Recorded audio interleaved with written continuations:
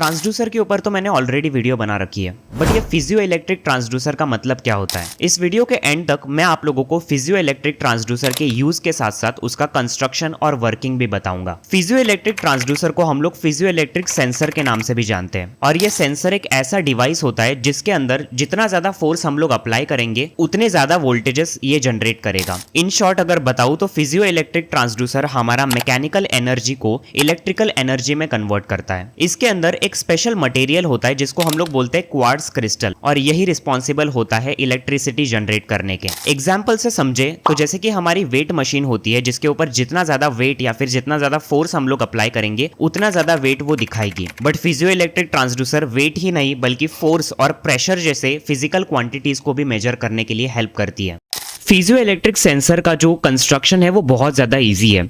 नीचे जो होता है वो है basement. Basement is just for the protection of the physio electric sensor.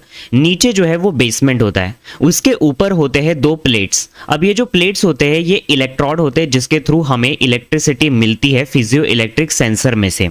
बीच में होता है हमारा क्रिस्टल जिसको हम लोग क्वार्ट्ज क्रिस्टल भी बोलते हैं, जिसको मैंने आप लोगों को पहले भी बताया है, और यही क्वार्ट्ज क्रिस्टल रिस्पॉन्सिबल होता है फॉर द वोल्टेज जनरेशन। अब इन क्वार्ट्ज क्रिस्टल के अंदर एटम्स प्रेजेंट होते हैं, इनको हम लोग बोलते हैं सिलिकॉन ऑक्साइड एटम्स। बेसिकली ये जो क्वार्ट्ज क्रिस्टल होता है वो इन्हीं सिलिकॉन ऑक्साइड एटम से बना हुआ होता है।